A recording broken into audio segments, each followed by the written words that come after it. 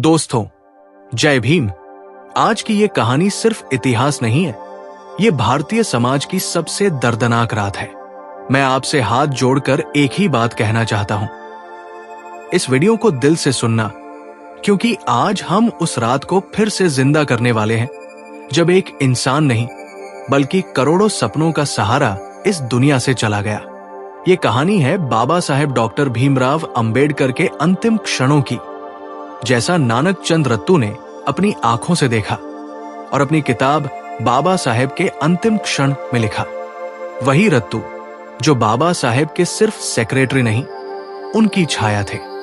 बाबा साहेब की अंतिम यात्रा सिर्फ 6 दिसंबर से नहीं शुरू होती, उसकी शुरुआत कुछ दिन पहले नागपुर में होती है। वही नागपुर जहां 1956 में लाखों लोगों ने उनके साथ बुद्ध धर्म अपनाया था। उसी शहर में एक छोटा सा घर था, दिलकुश। नाम मीठा लगता था, लेकिन उस घर की दीवारों ने अंबेडकर साहब की सबसे पीड़ादायक रातें देखी थी। रत्तू लिखते हैं कि उस समय बाबा साहेब का शरीर लगभग टूट चुका था, सांस भारी, चलना मुश्किल, नींद गायब। लेकिन फिर भी दिलकुश की एक छोटी सी मेज पर हमेशा एक किताब खुली रहती, द बुद्धा एंड हिज धम्मा। वही किताब जिसे बाबा साहेब अपनी अंतिम जिम्मेदारी कहते थे। रत्तू बताते हैं कि दिन के समय दर्द इतना बढ़ जाता कि लिखना असंभव हो जाता, इसलिए बाबा साहेब रात में लिखते थे। जब दर्द सहा नहीं जाता तो वे धीमी आवाज में कहते, रत्तू, किताब मेरा दर्द कम कर देती है। सोचकर ही दिल कांप जाता है कि जिसका पूरा शरीर दर्द से भरा था, वो इंसान अपनी अंतिम रातें भी अपने समाज के लिए कलम से लड़ते हुए बिता रहा था, ताकि उसका समाज फिर अंधेरे में न गिर जाए। दिलकुश की एक रात का दृश्य रत्तू ने लिखा। बाबा साहेब लकड़ी की कुर्सी पर बैठे थे, एक हाथ में मोटी चादर, दूसरे में पेन। आंखें तकलीफ से बार बार बंद हो रही थी, पर हाथ रुके नहीं। वे लिखते रहे, फिर अचानक बोले, रत्तू, अगर ये किताब पूरी न हुई तो मेरा जीवन अधूरा है। ये किताब कोई साधारण किताब नहीं थी, ये उनके जीवन का अंतिम वसीयतनामा थी, उनकी अंतिम विरासत थी। ठंड लगातार बढ़ रही थी और उनका शरीर इसे झेल नहीं पा रहा था। डॉक्टरों ने कहा, नागपुर की ठंड इनके लिए ठीक नहीं, इन्हें दिल्ली ले चलिए। एक सुबह दिलकुश की खिड़की से बाबा साहेब ने आखिरी बार नागपुर को देखा, वही शहर जहां उन्होंने लाखों लोगों को नया जीवन दिया था। फिर उन्हें दिल्ली ले जाया गया। दिल्ली पहुंचकर भी उनकी पहली प्राथमिकता वही थी, द बुद्धा एंड हिज धम्मा की अंतिम टाइपिंग और करेक्शंस। रत्तू बताते हैं कि बाबा साहेब बार बार कहते, ये किताब मेरा अंतिम कर्तव्य है, इसे पूरा होना चाहिए। वे ऐसे लिख रहे थे जैसे समय उनसे भाग रहा हो और वे समय को पकड़ने की कोशिश कर रहे हों। आखिरकार बीमार शरीर, कांपते हाथ और रुकती हुई सांसों के बीच उन्होंने वो किताब पूरी कर दी। उनका अंतिम विचार, अंतिम लेख, अंतिम क्रांति, सब कुछ उसी किताब के पन्नों में सिमट गया। रत्तू लिखते हैं कि जब अंतिम पन्ना पूरा हुआ, बाबा साहेब ने कई दिनों बाद पहली बार मुस्कुराया और कहा, अब मैं थोड़ा आराम कर सकता हूं। लेकिन दुनिया नहीं जानती थी कि ये आराम उनका अंतिम विश्राम बनने वाला है। 6 दिसंबर 1956 से ठीक एक रात पहले दिल्ली की ठंडी हवा में 26 अलीपुर रोड का रेजिडेंस किसी युग के अंत जैसा शांत था। बाबा साहेब कई दिनों से बीमार थे, लेकिन दिमाग अब भी उतना ही तेज। रत्तू लिखते हैं कि वो रात बेचैनी से भरी थी।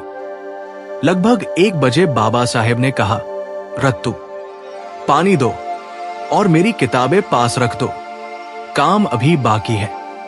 मौत उनके दरवाजे पर खड़ी थी, लेकिन उनके होठों पर काम था।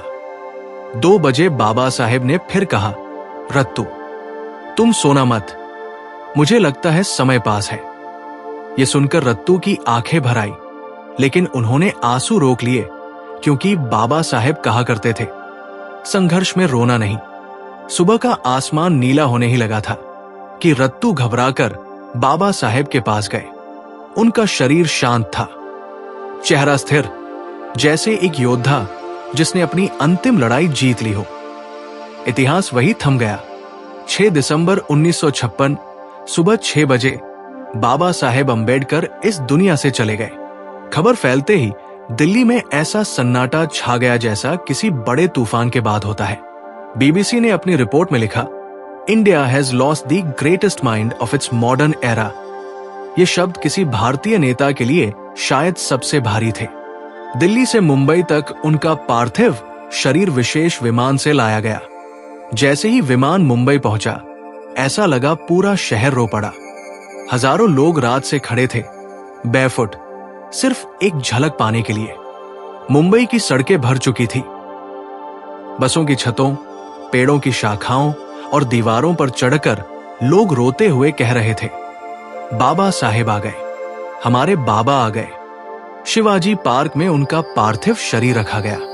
भीड़ ऐसी कि इतिहास में शायद ही किसी नेता के लिए देखी गई हो।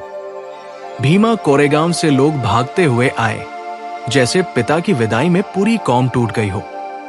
कई महिलाएं उनके चरण छूते ही बेहोश हो गई।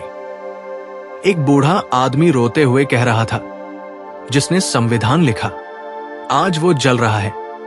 उसके शब्दों ने पूरे मैदान को सन्न कर दिया। बाबा साहेब की जिंदगी वैचारिक लड़ाइयों से भरी थी। उन्होंने गांधी से भी टकराव झेला, पटेल सहित कई नेताओं से संघर्ष किया। लोगों ने उन्हें रोकने की कोशिश की, लेकिन अंबेडकर अकेले खड़े रहे। कहते थे, सच और इंसाफ के रास्ते पर अकेला चलना पड़े तो भी मैं चलूंगा।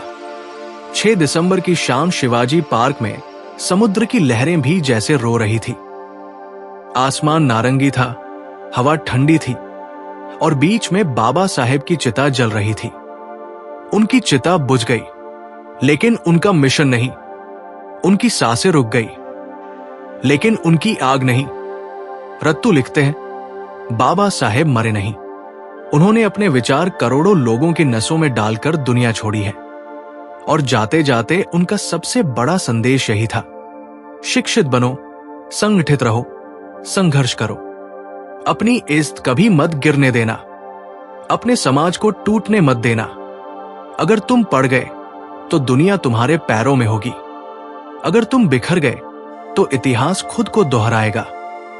ऐसा लगता था कि उनकी आंखें कह रही हो, मैं जा रहा हूं, अब तुम मेरे कदम आगे बढ़ाओ। दोस्तों, अगर इस कहानी ने आपका दिल छू लिया तो चैनल को सब्सक्राइब करके बाबा साहेब के विचारों को आगे बढ़ाने में अपना योगदान दें।